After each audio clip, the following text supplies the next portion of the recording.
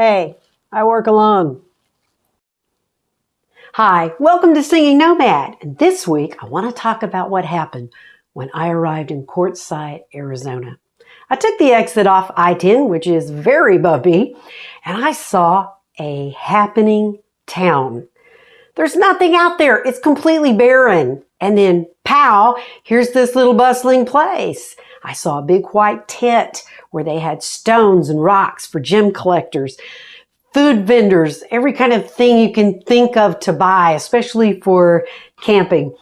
And then I saw people in costumes. It was like a big festival. So that was exciting. So I went to Dome Rock Campground, which was close to town and very beautiful with the mountains and the rocks.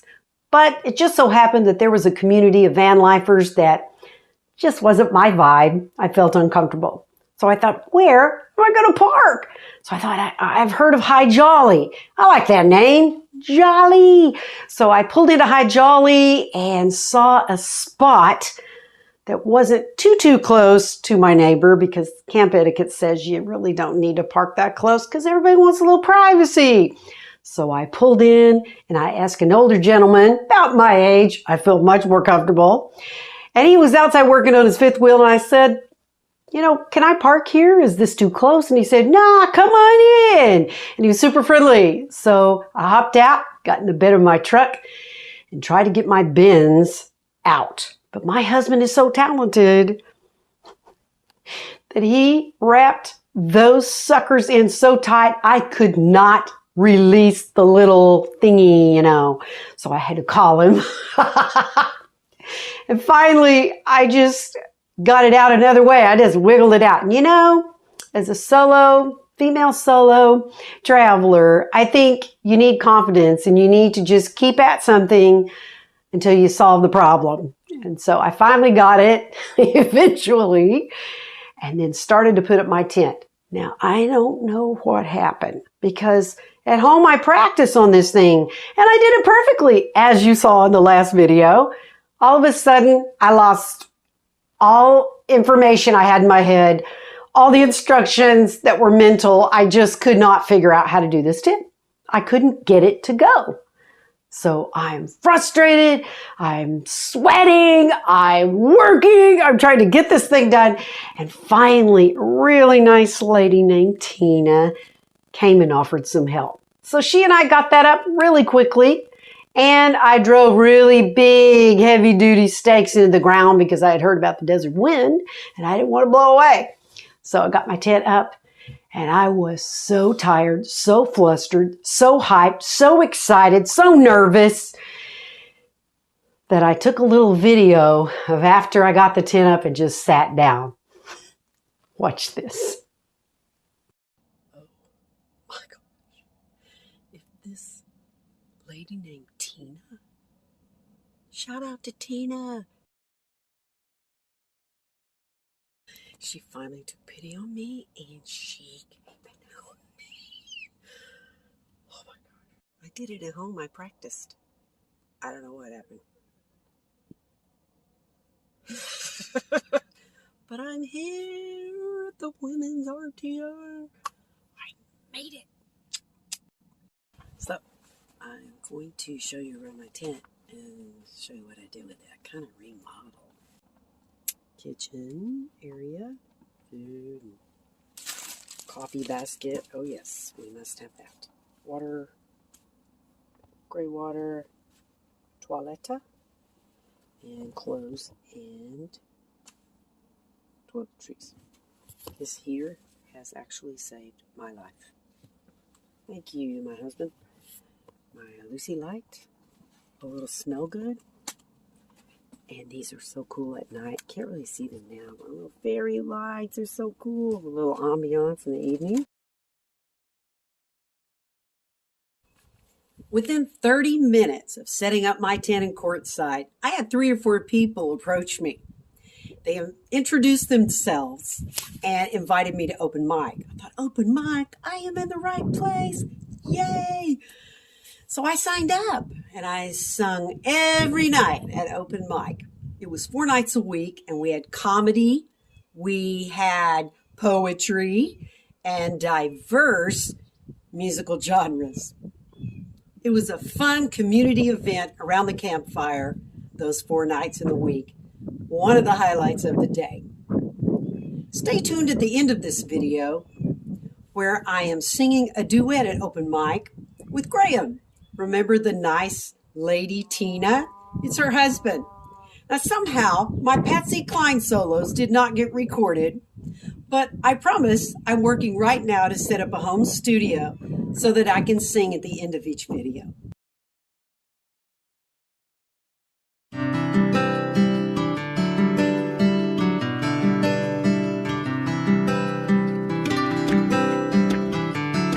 We broke the rules.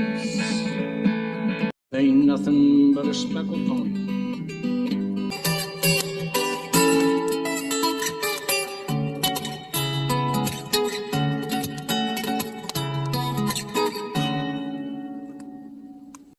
Let me tell you about Chalian. He was a 22-year-old man from Canada, and he was on tour of the U.S. for 6 months. He and I hit it off, even though he's 22 and I'm 61. We had a blast. He invited me for a Canadian breakfast 3 different mornings, and I let him cook. It was delicious and very entertaining. He travels in a van that his mother designed, which is featured on Bob Wells' Cheap RV Living channel as Open House 5 Best Minivans. You can check that out at 2 minutes and 4 seconds into the video. This van was really an interesting thing.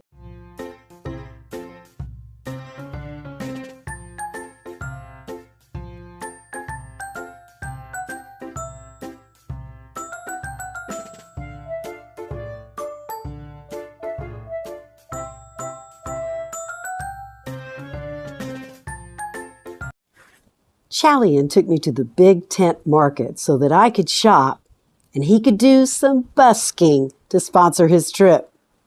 Maybe I should consider this. Then we ate pizza at Silly Owl's there in Quartzsite. It was very loud and crowded, so we took takeout, and it was so delicious that we ate it the next night.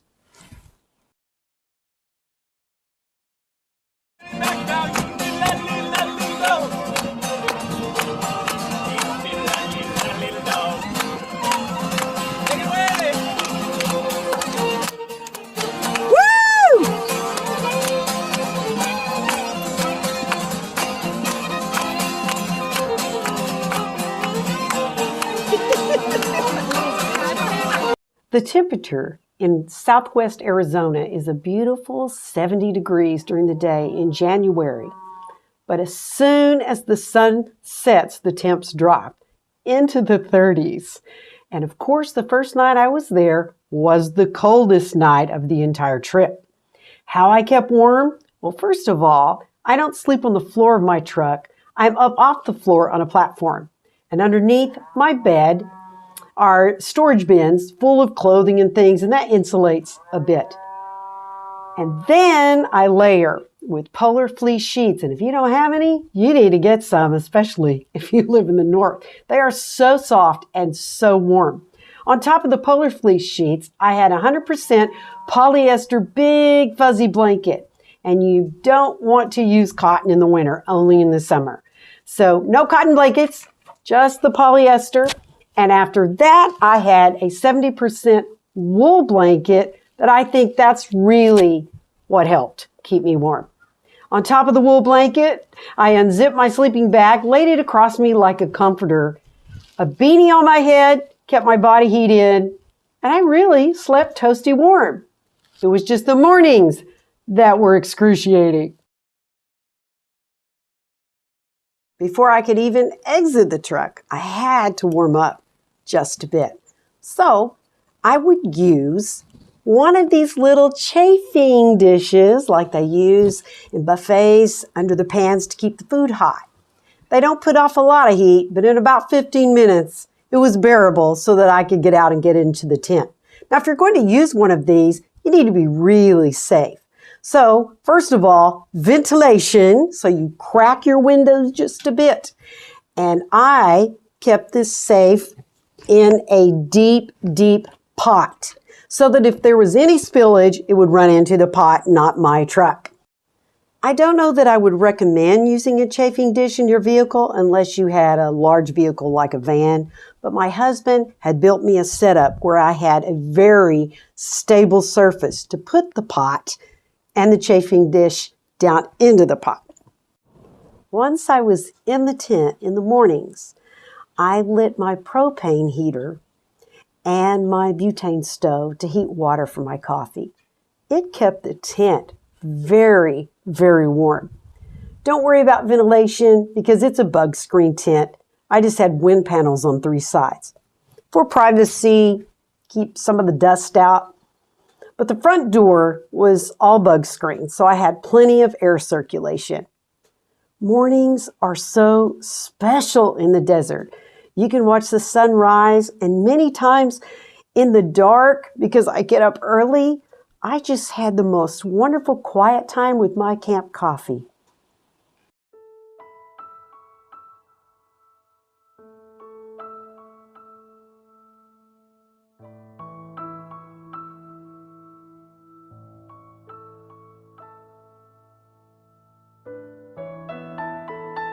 How did I stay clean? Very carefully. I went into town every 5 days for a shower at the laundromat on Main Street in Quartzsite. They charge $10 for a shower, but it was the best $10 I think I've ever spent. I felt human again. But you have to remember that in the desert, all the campers are dealing with the dust. I remember tent camping for 5 days on a beach in the Gulf, and sand was everywhere. It was in my teeth. So we would eat fresh caught fish with sand in our mouths. But I guess a little dirt never hurt anybody, especially this country girl.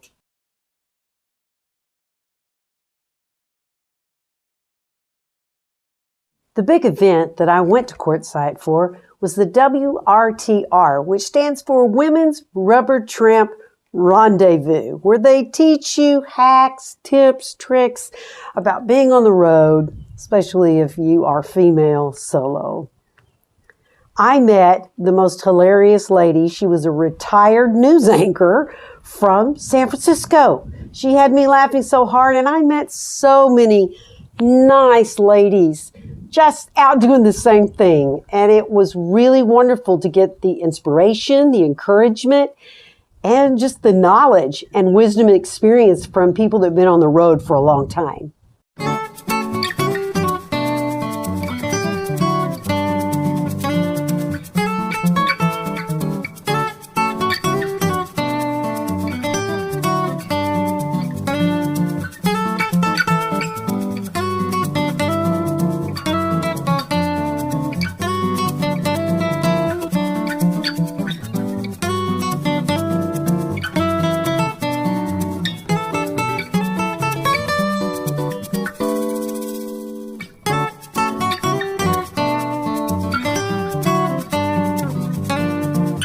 When I needed supplies, I'd head to Parker, Arizona, which is 30 minutes north of Quartzsite on Highway 95. They have a really big, nice Walmart supercenter there where you can buy groceries or anything that you forgot or need. And while I was there, I ate at Lily's Mexican restaurant. Lily's was very clean, friendly service, and really good, authentic Mexican food. So if you're in Parker, stop by Lily's.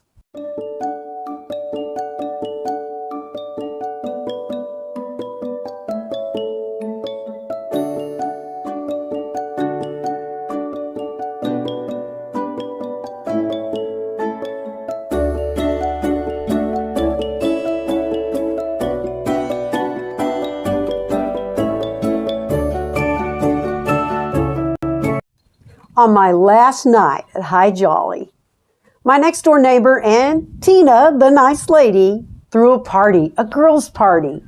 And my next door neighbor baked my favorite cake, and we had the best time. We giggled so loud and so hard that their husbands insisted on joining the party. So the more the merrier, and we had a big time around the campfire my last night there. I was really sad to leave. I didn't want to go. It was like leaving summer camp when you're just having a high time. But alas, I had one more stop on my way home, and that was in Phoenix, 2 hours from Quartzsite, to see my son and his beautiful family. My son is about to graduate from Harley-Davidson School in Phoenix to be a tech. His beautiful wife made me an awesome t-shirt with her new Cricut machine.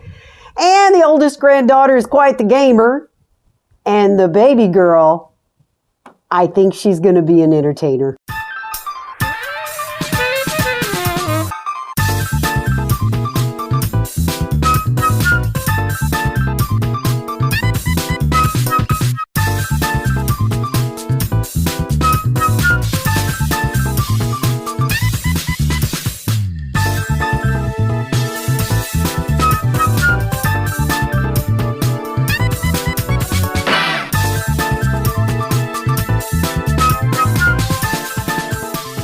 I want to give a big shout out to all my Empire girls. You know who you are.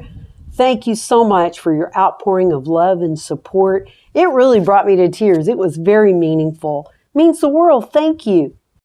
Thanks for spending time with me, and I'll see you next week on a new video. And be sure to like and subscribe. It helps me out. Tap the notification bell so that you see everything. And there went someone on the shooting range. I live on a ranch. Things happen. Bye-bye. Welcome, Carla and Graham. Yeah. Evening, everyone. My name is Graham. This is Carla. She's going to be singing a duet for this first song.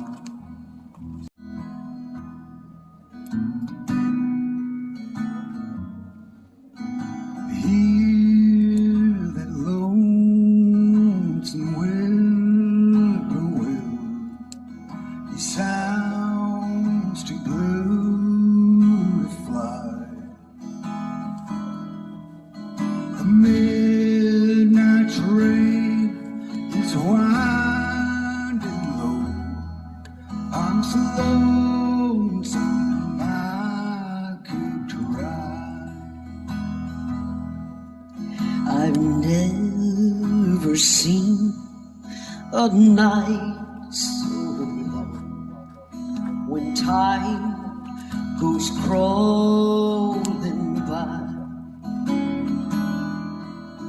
The moon just went behind the clouds to hide its face and cry.